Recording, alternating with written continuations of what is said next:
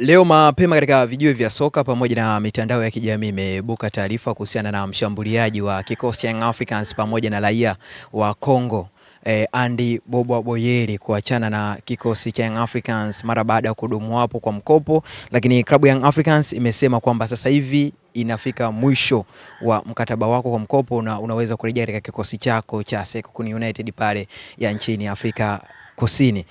Fungameza, taarifa hii moja kwa moja ambayo inasambaa huko, nataka kujua ina ukweli wowote ama ni maneno ambayo moja kwa moja yanazungumzwa? Of course ndani yake ina ukweli, kwa sababu unapofika kipindi cha usajili, taarifa nyingi zinahusisha wachezaji mbalimbali wanahusishwa kutoka sehemu moja kwenda sehemu nyingine, na ukiangalia Andy Boyeli ni miongoni mwa wachezaji ambao walikuwa na matumaini makubwa, ama walikuwa watu wanategemea kitu kikubwa zaidi ya hiki ambacho amekifanya so far, na kwa ile performance yake jinsi ilivyo, na ukijumuisha ni mchezaji wa kigeni, obvious lazima nafasi yake ndani ya kikosi cha Dar es Salaam Young Africans ingekuwa hafifu kwa kiasi kikubwa. Kwa hiyo kwangu mimi nadhani taarifa ya kweli, na miongoni mwa wachezaji ambao wanaonekana hawana nafasi tena kuendelea kusalia ndani ya Dar es Salaam Young Africans ni Andy Boyeli Tembo. Kwa hiyo kwangu mimi nadhani yes, ni wakati hata wenyewe Dar es Salaam Young Africans wa kumwachia Andy Boyeli Tembo kwa sababu ya kile ambacho amekionyesha. Kwa mshambuliaji wa kigeni na kile ambacho alikuwa anakionyesha kikosi Young Africans, ni wazi kwamba alishindwa kufikia malengo. Yes, zaidi ya sana, kwa sababu mchezaji unaocheza katika safu ya ushambuliaji na watu walitegemea kitu kikubwa zaidi kuliko hiki ambacho amekionyesha. Obviously inaonekana mchezaji ambaye amefeli na hahitaji discussion kubwa, hahitaji maelezo mengi kwa sababu ya kile ambacho amekionyesha mpaka hivi sasa. Hajakuwa na performance nzuri kwenye kikosi cha Dar es Salaam Young Africans. Ukiangalia hata numbers ya time ambayo amepata ya kucheza inajumuisha kwamba ni mchezaji wa daraja la kawaida, kuwa mchezaji wa kigeni ambaye alisajiliwa kwa mbwembwe kubwa na watu walikuwa na matumaini makubwa, lakini ukiangalia michezo mingi amekosa nafasi ya kucheza, na hataki pata nafasi huwa mara nyingi anapata nafasi kwenye dakika za mwisho kabisa. Kwa hiyo utagundua kwamba ni mchezaji ambaye ana msaada mdogo sana kwenye kikosi cha Young Africans. So hiki ambacho kinatokea ni matokeo ya kile ambacho amekionyesha, na kwangu mimi nadhani ni yes, ni mchezaji ambaye sasa naweza kusema amefeli ndani ya Young Africans. Ni wazi kwamba msimu huu Young Africans wamefeli katika kufanya sajili zake, kwa sababu kiachana na Boyeli, wachezaji mbalimbali ambao wamesajiliwa katika kikosi Young Africans wameshindwa kufikia yale malengo ambao mashabiki na wanachama walikuwa wanaamini pengine wanaweza kuyaona kutoka kwao. Mtu kama Musa Bara Conte, Mohamed Dumbia, Celestine Ekwa na wengine wengi katika kikosi Young Africans ambao wamesajiliwa msimu huu bado wanaonekana level yao ya uwezo ni chini. Kuna wachezaji ambao walikuwa wanahusishwa kutoka katika kikosi cha Singida kujiunga na Yanga, hatimaye Mohamed Damaro ametambulishwa hivi karibuni, lakini pia inasemekana moja kwa moja mtu kama Mauf Shakei naye yuko mbioni kujiunga na kikosi cha Young Africans kwa mkopo. Hizi sajili ambazo Yanga walizifanya kwa msimu huu, ni kweli kwamba waliboronga kwa kiasi kikubwa zaidi? Nadhani zaidi ya 90%. Wachezaji ambao walisajiliwa katika dirisha kubwa la usajili 2025-2026 wa Dar es Salaam Young Africans waliferi kwa kiasi kikubwa, na sijajua sababu kubwa ni nini. Labda demand imekuwa kubwa, uhitaji. Utagundua kwamba na wachezaji ambao wamewachukua wameshindwa kukidhi yale mahitaji ambao wao wameyataka. Ukiangalia karibia wachezaji wote wa kigeni ambao wamesajiliwa bado hawajaonyesha kitu cha tofauti ambacho kimsingi ambacho unaweza ukasema kwamba wana kitu ambacho wamekuja kukiongeza na kikosi cha Dar es Salaam Young Africans.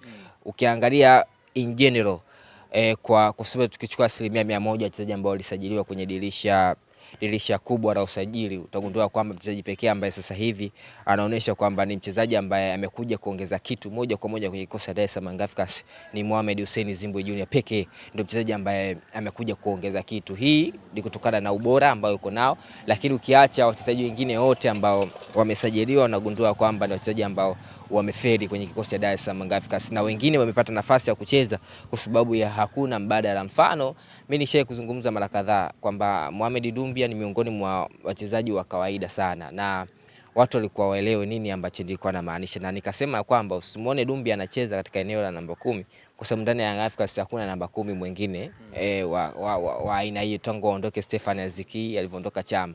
Kwa hiyo Dumbia alikuwa anachukua hiyo nafasi kama kwa sababu ya kukosekana kwa mtu ambaye anaweza kaja akacheza katika hiyo nafasi. Lakini ukiangalia wachezaji wote ambao sasa hivi waliosajiliwa katika kikosi cha Dar es Salaam Young Africans kwenye dirisha kubwa wameferi. Hakuna mchezaji ambaye anaweza kusema kwamba amefaulu kwa kiasi kikubwa, na ndio maana ukiangalia wale first 11 wote ni wachezaji wale ambao mara zote wamekuwa wakitumika, ama wachezaji ambao walitumika msimu uliomalizika. Ukiangalia mtu pekee ambaye kidogo alikuwa anaingia na kutoka Celestine Ekuu, lakini bado pia nafasi ambaye amekuwa akizipoteza, namna ambavyo amekuwa akicheza, naona ni mchezaji wa daraja la kawaida sana, na anapata nafasi ya kucheza kwa sababu pia hakuna mtu ambaye anaweza akachukua hiyo nafasi yake ambayo yuko na sofa. Na ndio maana Dar es Salaam Africans utagundua kwamba kwenye hili dirisha dogo wanataka kulifanya kama dirisha kubwa, kwa sababu ukijaribu kuangalia ile attendance ya majina ambayo wachezaji ambao wanaweza wakaacha kwenye kikosi cha Dar es Salaam Africans ni kubwa. Ukiangalia kuna wachezaji ambao walisajiliwa kwa mbwembwe kubwa, ukiangalia kuna wachezaji ambao kimsingi watu walitegemea kuona vitu vingi vikubwa kutoka kwao, wote wameferi.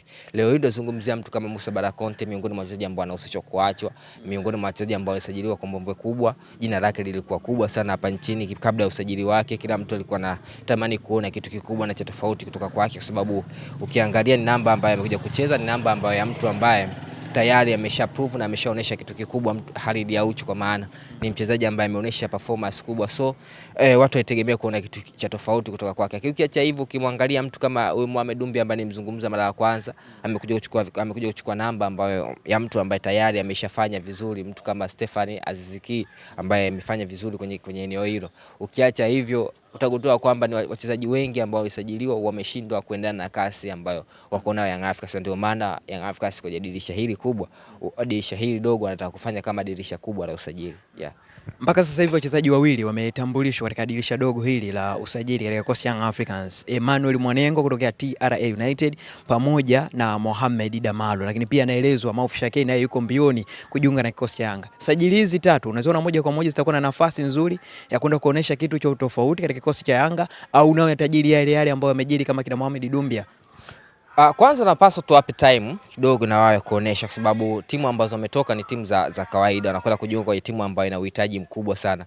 Labda kile ambacho wamekuwa kikifanya mbele ya TRA kwa maana Manengo akicheza TRA, kile ambacho amekuwa kionyesha wenda kwa TRA kilikuwa ni kitu kikubwa, lakini ndani ya Dar es Salaam Africans watahitaji kikubwa zaidi. Lakini ukiacha hivyo, hawa kinazungumza kina Damaro wakiwa na Singida Black Star na Mauf Shakei ambaye anatarajiwa kutambulishwa hivi karibuni, wenda wameonyesha kitu kikubwa ndani ya Singida Black Star, lakini kile kitu wakija kikiapply ndani ya Young Africans kitaonekana kidogo kutokana na mahitaji, kama wanavyokuwa kwamba wewe unaweza kutumia kwa siku 10,000, lakini kuna mtu 10,000 kwake sio hela, ni hela yake tu ya kupigia mswaki asubuhi, ama ni hela ya chai tu peke yake. Kwa hiyo utagundua kwamba mahitaji pia inategemea na Yanga wanahitaji nini na wao wanaweza wakatoa kipi. Wenda kile ambacho wanaweza kukitoa mbele ya Singida wakija wakikitoa ndani ya Young Africans akiwezi kuwa kitu, kwa sababu wao wanahitaji kitu kikubwa zaidi. Kwa hiyo mimi nadhani usajili ambao pia unakuja tu kuongeza sehemu ya kitu, lakini siamini kwamba ni usajili ambao utakwenda kufanya kitu moja kwa moja, kitu ambacho binafsi siamini. Lakini kuna quality fulani ambao labda Young Africans wenyewe wameiona kwa wachezaji, wanahisi kwamba watakuja kuongeza kitu. Hakika kwangu mimi bado nahisi kwamba Young Africans nilitamani kuwaona wakienda mbali zaidi kwenye kutafuta wachezaji wenye ubora mkubwa ili kuenda na standard na level ambayo wako nayo. Singida upo hatua ya makundi ya kombe la shirikisho barani Afrika, na hawa wachezaji ambao wameondoka ni wachezaji wake tegemeo: Mohamed Damaro, Mauf Shakei, anakwenda Mohamed Dumbia, inaelezwa hivyo, lakini pia Musa Barakonte anaelekea kule katika kikosi cha Singida. Hawa wachezaji wakienda katika kikosi cha Singida, unaona moja kwa moja kuna nafasi yao pale ya kucheza chini ya kocha Miguel Gamondi, au nao pia wakienda kule bado wataenda kustruggle kupata namba? Sometimes ndio nakwambia kwamba hawa wachezaji si hivyo, kwamba kuna mchezaji anaweza kafeli timu moja, timu nyingine akaenda akafaulu. Kiacha hivyo, lakini watu pia wanapaswa kutambua kwamba Singida sio Young Africans. Wenda kile kitu ambacho wanakitoa Musa Barakonte ndani ya Young Africans kinaonekana sio kitu, ndani ya Singida kikawa kitu kikubwa. Is it?